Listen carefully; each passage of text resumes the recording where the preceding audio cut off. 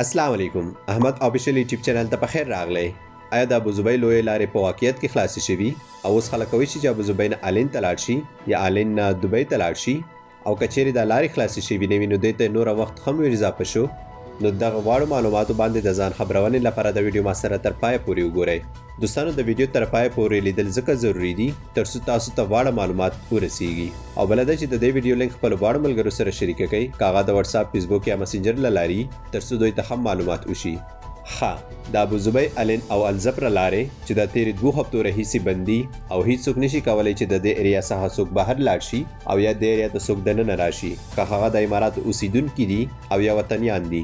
نو په دغه سیمه کې هیڅ چاته هم اجازه نشته چې د دې سیمې څخه بهر نور اماراتو ته لاړ شي یا د نور اماراتو خلک دې سیمې ته راشي بغیر د پرمټ لرلو نه چې هغې لپاره انلاین رجسټریشن کیږي او هغې نه پس تاسو ته اپروول درکوي کیږي. نو د دې لارو مودې د 1 هفتې لپاره نوره هم وغځوله کوم چې به د دې میاشتې 14 تاریخ څخه واخله چې د سبا ورځې سره سمون وخوري تر راتلونکي 30 تاریخه پورې به بند وي. دا اعلان نن ابوظبي پولیس وکړو چې د ابوظبي الین او الزبر واړې لارې به د 1 هفتې لپاره نور هم بند وي. دې ایریا ته به نن څوک د بهر نه راتلی شي او نه چاته به اجازه ورکړی شي چې د دې ایریا څخه بهر لاړ شي. که د کم چا ضرورت وو هغه د انلاین رجسټریشن وکړي. کلم چې دوی رجسټریشن وکړو هغه نه پس دوی ته اپروول ورکوي کیږي او بیا دوی ته اجازه ده چې د دې ایریا څخه بهر لاړ شي. که چیرې کوم څوک ونیوی شو نو دوی ته به مخالفه ورکړی شي. نو دوستانو دا بندیز هر چا لپاره دی که هغه زموږ او ستاسو خلک دي او یا د اماراتو خپل اوسیدونکي دي.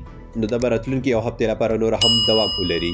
که چیرې هم په تاسو کې کوم چا ډېر زیات ضروري کار لرلو نو دوی د انلاین لاړ شي هلته د رجسټریشن وکړي. کلم چې دوی رجسټریشن وکړو هغې نه پس اپروول ورکوي کیږي او بیا دوی ته اجازه ده چې بهر لاړ شي. خو دلته به هغه خلک هم رجسټریشن کوي کم څوک چې ایرپورټ ته ځي. که په تاسو کې کم چا پرواز لرلو په دې وختونو کې چې خپل وطن ته لاړ شي یا نورو ځایونو ته لاړ شي نو دوی چې په کومه ورځ پرواز لري په هغه ورځ د رجسټریشن وکړي.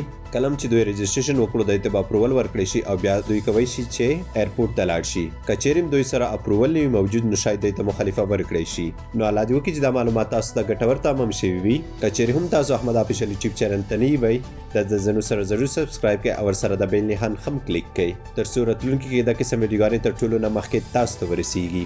او په اخر کې مې هیله ده چې دا ویډیو خپل واړو ملګرو سره شریک کړئ ترڅو دوی هم خبر شي. نور مو په الله سپارم. د الله په امان.